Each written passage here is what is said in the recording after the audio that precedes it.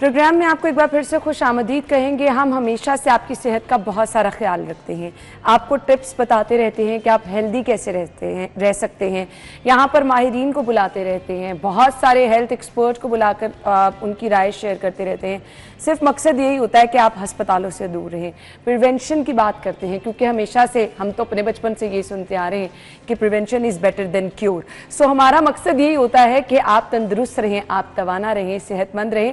माहिरीन की खिदमत हम इसलिए हासिल करते रहते हैं, मुख्तलिफ फील्ड से माहिरीन को बुलाकर आपके साथ मुफीद मशवरे शेयर करते रहते हैं और आज के प्रोग्राम का मकसद भी यही है। मैदे का इंसानी जिस्म में रोल क्या है, बहुत ज़्यादा अहम क्वेश्चन है।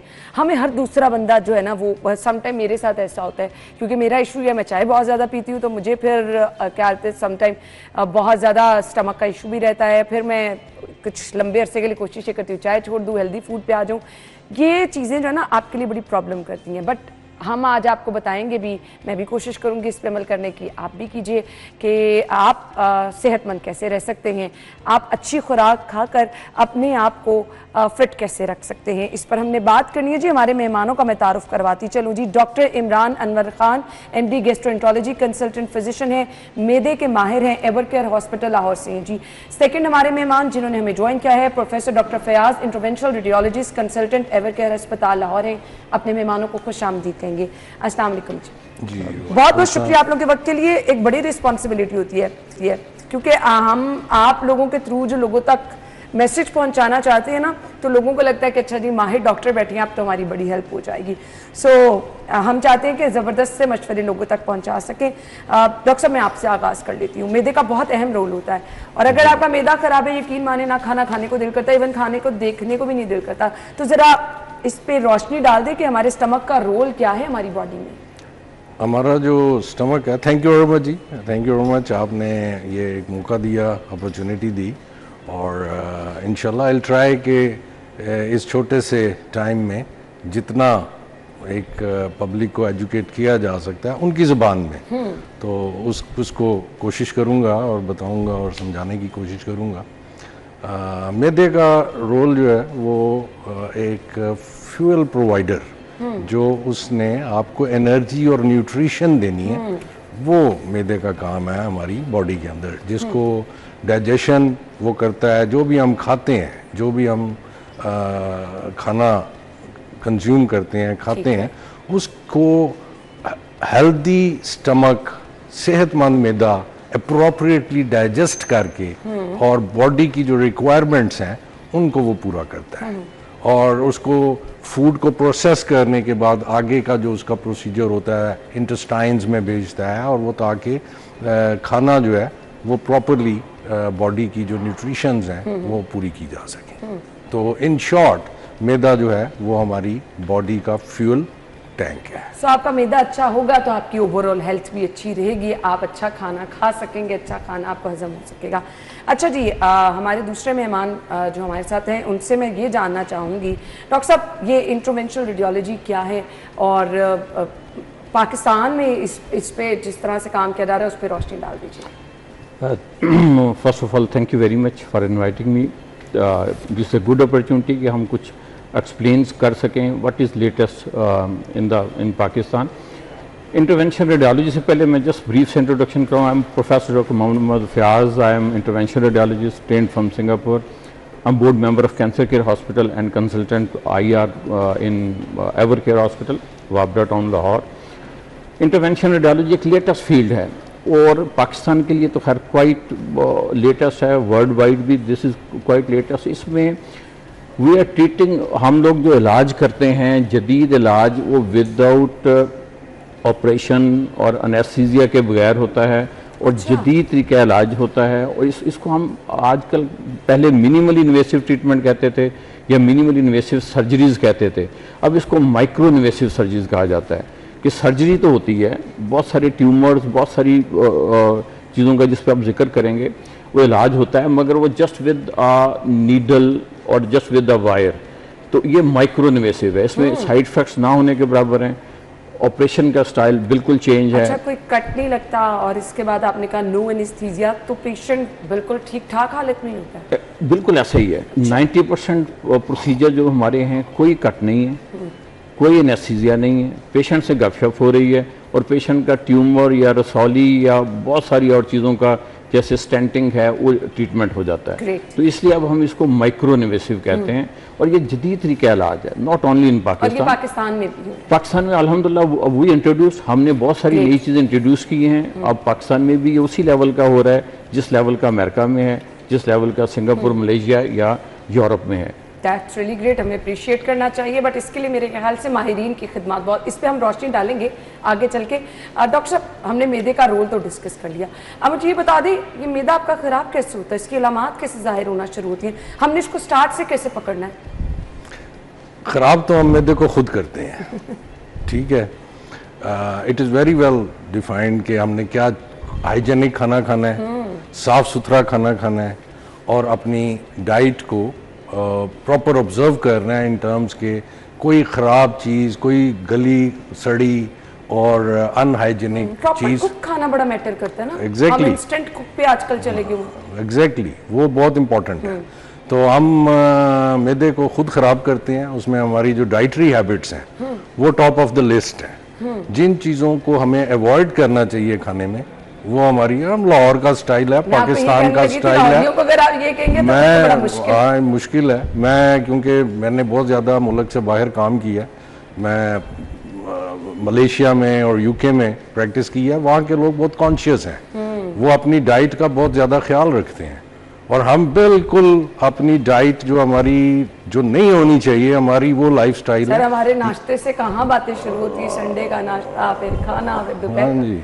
ये तो बिल्कुल ही और चीज़ है। और हमारा फिर रात के जो सपर्स हैं, रात को 3 बजे आखिरी खाना, बिल्कुल। जो कि नेचुरली इंसान के अंदर जो नेचर ने एक सर्केडियन रिदम, एक वॉल क्लॉक जिसको कह लें, एक बिल्ट इन सिस्टम है, उसमें हमें रात को आफ्टर लेट नाइट खाना बंद कर देना चाहिए। बॉडी नीड्स रेस्ट, उनके हमारे जो सिस्टम है उनको आराम की ज़रूरत है। लिवर सो रहा है, हम उसको पाई खिला रहे हैं लाहौर में ठीक है। So that is the most important. तो unhygienic food, bad food habits, timing, गलत timing, so top of the list जो हमारे लोगों में प्रॉब्लम है वो इन चीज़ों की वजह से है। अगर हम ये छोटी छोटी चीज़ें इसको हम सही अपना करेक्ट उसमें लें, साफ़ सुथरा खाना खाएं, टाइमिंग अपनी ठीक रखें, तो बहुत सारी चीज़ें जो हैं उनको अवॉइड किया जा सकता है। डॉक्टर साहब एक और बड़ा इशू मुझे लगता है, हम ना बहुत ज़्यादा स्पाइसी फूड भी खाने के आदी हो गए हैं। यस, पोर्शन कंट्रोल वाला तो हमारे यहाँ कोई रिवाज नहीं, तो ये चीज़ें भी मैटर करती हैं। बहुत ज़्यादा खाना भी आपके लिए नुकसानदेह होता है। जो खाना है वो बैलेंस्ड डाइट होनी चाहिए। बैलेंस्ड डाइट का मतलब है fruit, good fruit portion, vegetables good portion, proteins का अप्रोप्रिएट पार्ट, फिर हाइड्रेशन, पानी। आजकल का जैसे मौसम चल रहा है, आप देखेंगे इतना ह्यूमिड है और हम लोग बाकी खाना तो बहुत अच्छा खाएंगे, ज़्यादा क्वांटिटी में भी खा लेंगे, लेकिन अप्रोप्रिएट वाटर इनटेक नहीं है, पानी जैसे हमें पीना चाहिए। बॉडी की रिक्वायरमेंट यूजुअली इंसान 70% प्लस इंसान की बॉडी वाटर है और हम उसको नहीं रीबिल्ड करते, उसको नहीं दोबारा डेवलप करते। आजकल ह्यूमिड वेदर है, बहुत ज़्यादा पेशेंट्स जो हैं वो डिहाइड्रेशन के साथ आते हैं, पानी नहीं लेते, वो इनका बहुत बड़ा प्रॉब्लम बनता है, डिहाइड्रेशन होती है और इशू आता है। तो माइक्रो न्यूट्रिएंट्स जैसे विटामिन्स हैं, मिनरल्स हैं, ये हमारी डाइट का अहम पार्ट है। बिल्कुल। तो खाली गोश्त खाना, खाली फैट्स खाना, जो कि अनफॉर्चुनेटली हमारी सोसाइटी में बहुत ज़्यादा प्रॉब्लम तो है। इसके फिर ओवरऑल अगर हम देखें तो फिर बैड इम्पैक्ट आते हैं। डॉक्टर साहब मैं आपसे जानना चाहूँगी, हम तो सर्जरी का जब सुनते थे, अच्छा पेशेंट की सर्जरी हो रही है, बड़ा वो एक खौफ भी होता है, परेशानी भी होती है, बट आपने जो अब बता दिया वो तो बिल्कुल ही डिफरेंट है। सो ये तरीक़ेकार क्या है, इसके लिए जो क्या क्या चीज़ें दरकार होती हैं और हमारे यहाँ वो तमाम चीज़ें मौजूद हैं? This is very good question. इसको पहले तो मैं एवर केयर को ज़रा थोड़ा सा इंट्रोड्यूस कराऊंगा कि we have state of the art latest equipment. इसके लिए इंफ्रास्ट्रक्चर बहुत अच्छा चाहिए। फॉर एग्जांपल अल्ट्रासाउंड के ज़रिए प्रोसीजर्स होते हैं, फिर थिएटर्स में होते हैं, फिर सीटी गाइडेड होते हैं और एंजियोग्राफी में होते हैं। ये एंजियोग्राफी सेम एंजियोग्राफी जो हम हार्ट की करते हैं। अच्छा, एक तो ये इंफ्रास्ट्रक्चर बहुत अच्छा होना चाहिए। We have state of the art equipment at Evercare, अलग बेहतरीन किस्म का ये डिपार्टमेंट पाकिस्तान का टॉप रैंक बना हुआ है। अच्छा, सेकेंडली जो चीज़ है वो इसका तरीका इलाज क्या है, मैं जस्ट एग्जांपल दूंगा लिवर कैंसर का। लेकिन लिवर कैंसर में पहले छोटा कैंसर हो तो जिगर को काटा जाता था, इसको रिसेक्शन कहते हैं। अब ये हमारी अमेरिका में, यूरोप में और एवरीवेयर रिसर्च आ गई हुई है कि we can do laser treatment, जिसको माइक्रोवेव या आरएफए कहते हैं। ये मैंने इंट्रोड्यूस करवाया था इन 2017 और 18। अब रिसेक्शन पाकिस्तान से तकरीबन ख़त्म हो गई है। रिसेक्शन जो अब्लेशन है that is equal to resection. It means कि हम बगैर किसी कट के अब्लेशन करते हैं, जो कि 10 मिनट का प्रोसीजर है, कैंसर ख़त्म हो जाता है और सर्जरी की ज़रूरत नहीं है, और 3 घंटे बाद 4 घंटे बाद पेशेंट घर चला जाता है। This is the beauty of latest thing. इसी चीज़ को ज़रा थोड़ा सा मैं आगे एलेबोरेट करूँ। जब हम ये अब्लेशन ना कर सकें तो एक चीज़ है टेस्ट, जो कि क्वाइट पॉपुलर है, अब लोगों को बड़ा अच्छा अंदाज़ा है, इसकी अवेयरनेस है। Test transarterial chemoembolisation, doctor साहब इसी चीज़ के हैं और हमारा ये कोलैबोरेशन से हो रहा होता है। तो अगर कैंसर बड़ा है तो हम एंजियोग्राफी मशीन में बगैर बेहोशी के एक कैथेटर डालते हैं, जो एंजियोग्राफी कैथेटर है वो जिगर में जाता है और रसौली में जाके उसकी मेडिकेशंस के बाद नाली बंद कर दी जाती है। इसको कहते हैं टेस्ट। लेकिन पेशेंट गपशप कर रहा है, आधे घंटे का प्रोसीजर है, 4 घंटे बाद पेशेंट घर चला जाएगा, अल्हम्दुलिल्लाह there is no major complication. This is the micro invasive latest techniques, जिसमें कैंसर ख़त्म हो जाता है इसमें। मगर ये इसको हम पैलिएटिव कहते हैं। ये कोई शॉर्ट ही नहीं है कि 100% कैंसर ख़त्म हो जाएगा, मगर ये बहुत सारे पेशेंट्स में results are very good, results बहुत अच्छे होते हैं। और समटाइम्स इसको रिपीट करना पड़ता है, और रिपीट भी इसी तरह वेरी इजी के पेशेंट के लिए इजी है। और सर्जरी से अगर कंपेयर करें तो hell of difference of complications कि देखें, सर्जरी की एनेस्थीसिया की कॉम्प्लिकेशन है, कट की हैं, पेशेंट का बेड रेस्ट है, घर में जाके कई हफ्ते बेड रेस्ट है। यहाँ हमारी इस ट्रीटमेंट में 4 to 6 आवर्स पेशेंट स्टे करता है हॉस्पिटल में, अगले दिन से अपनी पूरी एक्टिविटीज़ वो रिज्यूम कर देता है। डॉक्टर साहब, मैं हैरान भी हुई हूँ, और एक्चुअली मुझे अब इस तमाम आपकी गुफ्तगू के बाद मुझे ना एक क्वेश्चन मेरे ज़हन में आ रहा है। इसमें तो आपके डॉक्टर का माहिर होना बहुत ज़रूरी है, उस पर तो नो कॉम्प्रोमाइज़। सो मुझे ये बता दें कि इस तरह का अगर ट्रीटमेंट कराना है तो वो फिर आपको ऑब्वियसली डॉक्टर की खिदमत भी देखनी है, आपका एक्सपर्ट डॉक्टर होना चाहिए। एब्सोल्युटली, पाकिस्तान में भी बहुत कम है। अगर आप देखें तो जस्ट अ फ्यू नंबर, मगर उसमें जो हमारी एफर्ट्स हैं, जो ऑलरेडी ट्रेंड हैं, वो हमारी एफर्ट्स हैं कि हम लोग डिफरेंट सिटीज़ में लोगों को ट्रेन करते हैं। लाहौर में हब बनाया हुआ है ट्रेनिंग का, और कंटिन्यूस वर्कशॉप चल रही होती हैं, नेशनल एंड इंटरनेशनल। तो ये number day by day increase कर रहा है। अभी भी हमें बहुत ज़्यादा ऐसे डॉक्टर्स चाहिए, क्योंकि पॉपुलेशन इज़ वेरी बिग, जबकि करने वाले आ फ्यू। अगर पूरे पंजाब में देखा जाए तो expert are not more than 10 to 15, ये बहुत छोटा नंबर है। तो डेफिनेटली हम ट्रेनिंग प्रोवाइड कर रहे हैं और जूनियर्स को फैसिलिटेट कर रहे हैं अब अब्रॉड ट्रेनिंग के लिए, like America, UK, Singapore and any different countries. और यहाँ पे लोकली जैसे कैंसर केयर में और एवर केयर में मैंने पूरा ट्रेनिंग हब बनाया हुआ है, और हम लोग मंथली वर्कशॉप्स कराते हैं फॉर लेटेस्ट। और ये लेटेस्ट टेक्निक सिर्फ लिवर की या मैदे की नहीं है, we are doing head to toe. अगर आप जिक्र करें थायराइड का, थायराइड सर्जरी की बजाय हम लोग उसकी अब्लेशन और एम्बोलाइजेशन करते हैं। इसी तरह फाइब्राइड्स बहुत कॉमन बीमारी है, तो फाइब्राइड्स का एम्बोलाइजेशन करते हैं, नो नीड ऑफ सर्जरी, बच्चादानी बिल्कुल सेफ रहती है और उसको निकालने की जरूरत नहीं पड़ती। तो ये लेटेस्ट टेक्निक्स हैं पूरी बॉडी के ऑर्गन्स के। जबरदस्त जी, हम गुफ्तगू का सिलसिला आगे बढ़ाएंगे, मुझे ब्रेक का कहा जा रहा है, ज्वाइन करेंगे आपको ब्रेक के बाद। स्टे विद अस।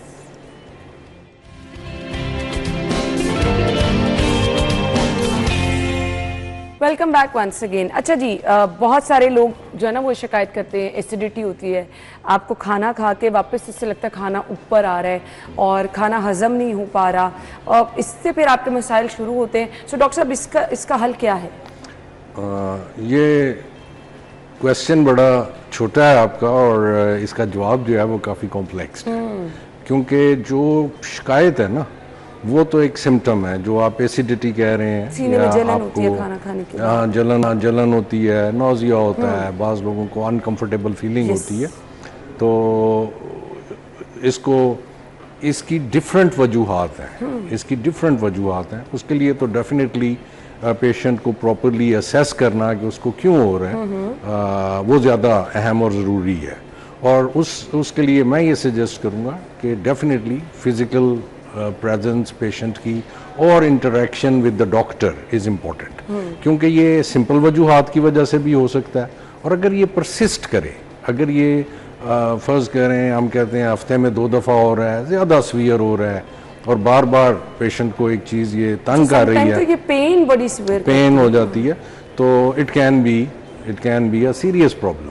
तो पेशेंट का डॉक्टर के साथ, गैस्ट्रोएंट्रोलॉजिस्ट के साथ इंटरेक्शन इम्पॉर्टेंट है। लेकिन इसका जो बेस लाइन अगर हम पब्लिक को अगर मैं यहाँ पे बताना चाहूँ तो उसमें ये है कि हमने एक हेल्दी लाइफस्टाइल अपना ऑप्ट करना है। और हेल्दी लाइफस्टाइल के अंदर जो डिफरेंट फ्रैक्शंस आते हैं, वो एक चीज़ जो मैंने पहले भी डिस्कस की, एक तो डाइट है, balance diet which is very important, ठीक है। और फिर हम जो ट्रिगरिंग फूड्स हैं उनको हम अवॉइड करें, उस किस्म की फूड जिनसे आप समझते हैं, आपको खुद अंदाज़ा हो जाता है कि मैं ये खाना खाता हूँ। आपने थोड़ी देर पहले यूज़ किया कि जी मैं चाय पीती हूँ तो मुझे ये प्रॉब्लम आती है। तो इसी तरह बाज़ लोग जो कॉफ़ी पीते हैं, कुछ लोग जो ज़्यादा फैटी मील्स लेते हैं, तो उनको ये इशू आता है। लाहौर के हमारे माशाल्लाह जो लोग हैं या पाकिस्तानी जो पॉपुलेशन है, वो लेट नाइट डिनर्स खाने के फ़ौरन बाद आप लेट जाते हैं। तो ये अनहेल्दी लाइफस्टाइल, अनबैलेंस्ड फूड, ये इसके कॉमन फैक्टर्स हैं। सजेस्ट मैं ये करूँगा कि एक तो हम अपना डाइट के ऊपर बहुत ज़्यादा ख्याल रखें कि क्या लेना है, हमें चूज़ी होना चाहिए। अगर किसी को ये सिम्टम्स आते हैं तो वो उसको डायरी मेंटेन करे, वो देखे कि मुझे क्या, जब मैंने ये चीज़ खाई, मॉनिटर करें कि मैंने क्या खाया जिसके बाद मुझे ये सिम्टम्स आए। उसके बाद लो फैटी मील्स लें, थोड़ा खाना खाएं, रात को सोने से 3 घंटे, 3.5 घंटे, 4 घंटे पहले खाना अपना लास्ट मील जो है वो ले लें। मोस्टली ये सिम्टम्स जो गर्ड के या जो आप मुझे एसिडिटी जिसको कह रही हैं उसके जो सिम्टम्स आते हैं, ये लोगों को रात को आते हैं, क्योंकि वो खाना खा के लेटते हैं और उनका जो एक नेचर का, एक नेचुरल अल्लाह ताला ने एक ग्रेविटी का एक इफ़ेक्ट बॉडी पे रखा हुआ है, वो ख़त्म हो जाता है। तो वो उस सिचुएशन में ये ज़्यादा हमें। और मुझे बड़ी खूबसूरत लग रही है आपकी बात, जो कि 2-3 दफ़ा आप मेंशन भी कर चुके हैं कि आप नेचर को फॉलो करेंगे, कुदरत के निज़ाम के मुताबिक आप चलेंगे तो खुद ब खुद बहुत सारे इश्यूज हल हो जाएंगे। डॉक्टर साहब, मैं आपसे पूछना चाहूँगी, ये गैस्ट्रो के मरीजों के लिए जो IR तरीका है, ये किस तरह से मौसर है, इसके रिजल्ट कैसे बेहतर सामने आते हैं? अच्छा, IR में इंटरवेंशन में रूटीन बायोप्सी से लेके एडवांस डिफरेंट प्रोसीजर्स होते हैं। उसी तरह अगर आप जिगर का और मैदे का जिक्र करें तो हम लोग टारगेटेड कीमो, देखिए कैंसर के लिए कीमो दी जाती है पूरी बॉडी को। आपको पता है कि उस कीमो में बाल का गिरना, बहुत सारे साइड इफ़ेक्ट होते हैं। अब IR में इंटरवेंशन रेडियोलॉजी, बल्कि इसको अब थोड़ा सा वर्ड अबिट स्पेसिफाइड, जिसको हम IO कहते हैं, इंटरवेंशनल ऑन्कोलॉजी। इंटरवेंशनल ऑन्कोलॉजी में हम टारगेटेड कीमो देते हैं ट्यूमर के। उसी तरह एंजियोग्राफी में हम कैथेटर ले गए और ट्यूमर तक ले गए, फिर वहाँ कीमो दी। तो that is the latest thing in the world कि कीमो, आप इसको कहते हैं टारगेटेड कीमो। जैसे मैंने जिगर में टेस्ट का जिक्र किया, इसी तरह बॉडी के बहुत सारे पार्ट्स में हैं, तो उसमें साइड इफ़ेक्ट्स बहुत कम हो जाते हैं और जबकि रिजल्ट्स बहुत अच्छे आते हैं। तो इंटरवेंशनल ऑन्कोलॉजी में ये targeted chemo is the latest thing in Pakistan, जिसको हम कर रहे हैं। और इसके साथ ट्यूमर के लिहाज से 2 चीज़ें बहुत जदीद हैं। एक, ट्यूमर का ट्रीटमेंट, जैसे अभी मैंने थोड़ी देर पहले जिक्र किया था, लेज़र, उसको स्पेसिफाइड वर्ड में RFA या माइक्रोवेव, ये हीटिंग से ट्यूमर हम ख़त्म करते हैं। और नई टेक्नोलॉजी जो कि एवर केयर में इंशाल्लाह अगले महीने से या कपल ऑफ मंथ्स में आ जाएगी, वो फर्स्ट इन पाकिस्तान होगा कि उसमें कूलिंग सिस्टम से ट्यूमर को ख़त्म करना, that is freezing of the tumour, जिसको क्रायोब्लेशन कहते हैं। क्वाइट कॉस्टली है, महंगी टेक्नोलॉजी है। इट मीन्स कि अभी तक हम हीटिंग से ट्यूमर का ट्रीटमेंट कर रहे हैं, जिसको RFA या माइक्रोवेव कहते हैं। फ्रीजिंग से पूरे पाकिस्तान में कोई नहीं कर रहा, और this is more new technology जिसके साइड इफेक्ट्स बड़े कम हैं। तो इससे ट्यूमर जो है बगैर ऑपरेशन के आप सीटी गाइडेड, अल्ट्रासाउंड गाइडेड या एमआर गाइडेड ये ट्यूमर को डिस्ट्रॉय करते हैं, ख़त्म करते हैं विद न्यू टेक्नोलॉजी, जिसमें पेशेंट का उसी तरह स्टे 3-4 घंटे होता है और उसके बाद नेक्स्ट डे से patient is normal for all activities. तो इसलिए इसको माइक्रो इन्वेसिव ट्रीटमेंट्स कहते हैं। ठीक, डॉक्टर साहब हम अक्सर लोगों को सुनते हैं मैदे का अल्सर, ये मैदे का अल्सर क्या होता है? मैदे का अल्सर मैदे की जो अंदर की झिल्ली है, ठीक है, मैं ज़्यादा मेडिकल टर्म्स नहीं इस्तेमाल करूँगा क्योंकि हमारा प्रोग्राम है लोगों को अवेयरनेस आसान लफ्जों में, तो मैं आसान लफ्ज़ों में ही कहूँगा कि जो मैदे का अल्सर है वो जो मैदे की अंदर की जो झिल्ली है, जो अगेन अल्लाह ताला ने एक प्रोटेक्शन हमारे अंदर रखा हुआ है कि उसका एक फंक्शन है कि वो प्रोटेक्ट करता है अगर कोई नॉक्शियस या कोई इरिटेंट और इस तरह की कोई चीज़ हमारी बॉडी में चली जाती है गलती से या किसी भी नेचुरल हमारे फूड में भी, तो वो जाके अगर करती है तो वो उसको प्रोटेक्ट करने के लिए जो एक सिस्टम है, एक झिल्ली है, उसमें ब्रेक हो जाता है। वो या तो किसी नॉक्शियस चीज़ के जाने से हो रहा है या हमारा डिफेंस सिस्टम जो है उसके अंदर कोई कमज़ोरी आई और उसके अंदर ब्रेक हो गया, तो उसको मैदे का अल्सर कहते हैं। ठीक है। हमारी पब्लिक अक्सर समझती है कि जो मैदे के अंदर जो सोजिश है उसको भी हम अल्सर के उसमें उसके सिम्टम्स को या उसकी शिकायत को अल्सर के सिम्टम्स में समझते हैं कि जी वो भी एक अल्सर की अलामात आ रही हैं। तो ये दोनों चीज़ें मिक्स एंड मैच सी सिचुएशन होती है। तो पेप्टिक अल्सर डिजीज़ हमारी मेडिकल टर्मिनोलॉजी है, जिसका मकसद या मतलब ये है कि अंदर की जो झिल्ली है उसके अंदर ब्रेक डाउन आ गया और वो एक्सपोज हो रही है अब directly to the food contents को, और वो जब फूड कंटेंट्स को एक्सपोज होती है तो हमें बहुत ज़्यादा मैदे में खाने के साथ या बाज़ औक़ात जब हम खाने नहीं खा रहे होते तो उस सिचुएशन में वो दर्द होती है, अनकंफर्टेबल फीलिंग होती है और बड़ा पेनफुल सिचुएशन है डेवलप। सही।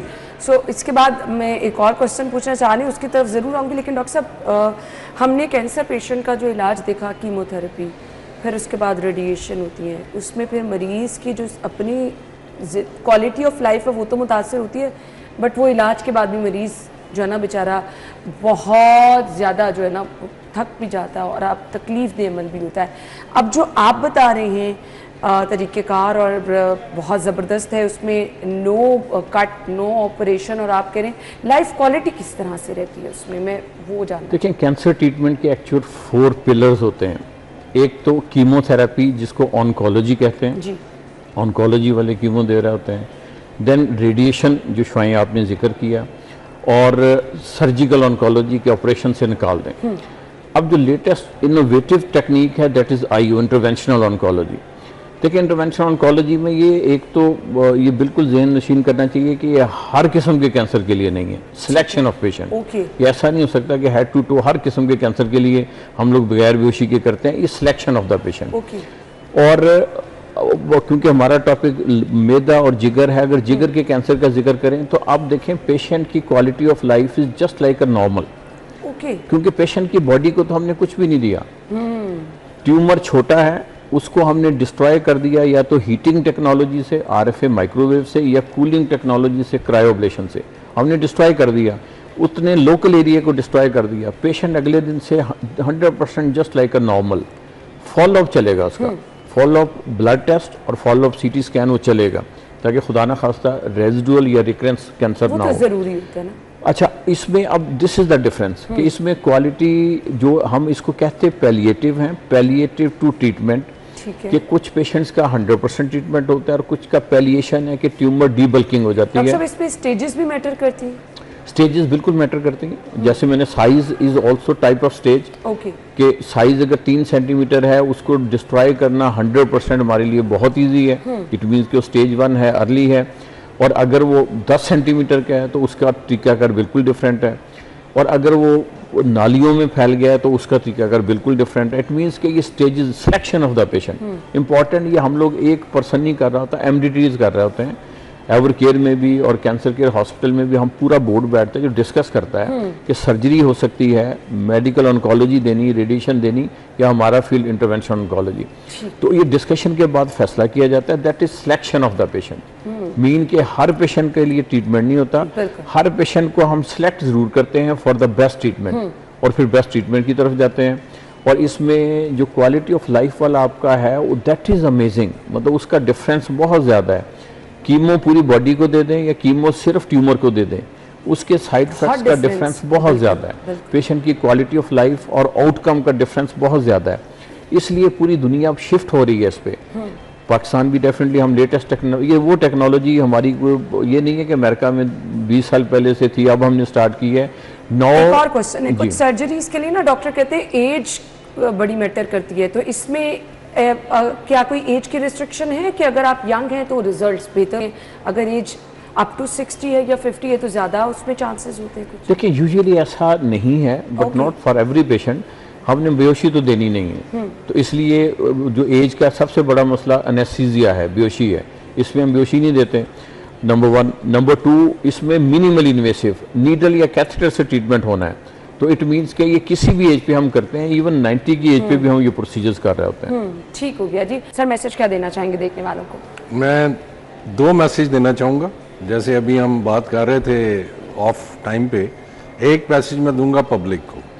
पब्लिक को मैं ये कहूँगा, जो हमारे अवाम हैं, जो हमारी लोग हैं, एक तो वो एक close affiliation, close association, close interaction करें अपने रिलेटेड डॉक्टर्स के साथ, और उनके ऊपर ट्रस्ट करें, और जैसे जैसे वो आपको गाइड करें कि आपने साल में जो टेस्ट कराने हैं, जो हेल्थ मेजर्स करने हैं, ठीक है, वो आप अपना रेगुलर उनको ऑब्जर्व करें और उनको उनके मुताबिक आप अपनी लाइफ जो है वो गुजारें। ठीक, ये मैसेज तो मैं दूंगा पब्लिक को। एक मैं आपके तवसत से, आपके इस चैनल के तवसत से पहुंचाना चाहूँगा मैसेज टू दी अथॉरिटीज़, हमारे जो हेल्थ सिस्टम के लोग हैं, कि 2 मई में, मेरा ख्याल है इसमें कोई क्वेश्चन है ही नहीं कि हमारा जो हेल्थ सिस्टम है इसको हम किसी भी एक अच्छे इंटरनेशनल हेल्थ सिस्टम के साथ कंपेयर नहीं कर सकते। अब हम इसको इम्प्रूव करने के लिए मैं ये समझता हूँ कि हमें एक थर्ड पार्टी अकाउंटेबिलिटी होती है, जिसमें कि ऑडिट किया जाता है। इंटरनेशनल बॉडीज़ हैं, जैसे JCI है, हमारा जो एवर केयर हॉस्पिटल है, ये भी इस प्रोसेस में से गुजर रहा है, और वो अपनी सर्विसेज को अकाउंटेबल करते हुए चीज़ को बिल्डअप करते हैं और क्वालिटी कंट्रोल करते हैं। This is very much needed in our country. हम हर हॉस्पिटल को अपने पूरे हेल्थ सिस्टम से जो रिलेटेड है उनको थर्ड पार्टी इंटरनेशनल अकाउंटेबिलिटी पे लेकर जाएं, और हम उसको करें। इसी तरह हम अपने हेल्थ सिस्टम को उठा सकते हैं। सर मेरे पास 1 मिनट है, एक छोटा सा मैसेज आपसे भी चाहिए। Thank you very much. इस तरह के फोरम पे हम अवेयरनेस देते हैं, basically awareness of latest technology. तो ये एवर केयर हॉस्पिटल में जो मतलब ऑनलाइन सिस्टम एक बहुत अच्छा बना हुआ है। अगर आपको जो हमारा डिस्कस हुआ है कोई भी ऐसी इश्यूज़ हैं तो you can contact the online system, जिसमें आप अपनी फ्री ऑफ कॉस्ट ओपिनियन ले सकते हैं, और वो ओपिनियन डेफिनेटली एक सीनियर कंसल्टेंट या मी या माई एनी टीम मेंबर वो दे रहे होते हैं इंटरवेंशनल रेडियोलॉजी या इंटरवेंशनल ऑन्कोलॉजी के बारे में। और ये लेटेस्ट टेक्नोलॉजी जो है ये डेफिनेटली एस्टेब्लिश हो चुकी होती है। पब्लिक को इसकी अवेयरनेस होनी चाहिए कि बेस्ट ट्रीटमेंट क्या है और बेस्ट इंफ्रास्ट्रक्चर। तो इसके लिए जी आप इन्फॉर्मेशन ले सकते हैं, आपके पास माहिरीन की राय जो है वो भी मिलेगी आपको, और तमाम आपके सवाल के जवाब भी मिल जाएंगे। थैंक यू सो मच, आप लोग के टाइम का बहुत शुक्रिया। हमें इजाज़त दीजिए, अल्लाह हाफ़िज़।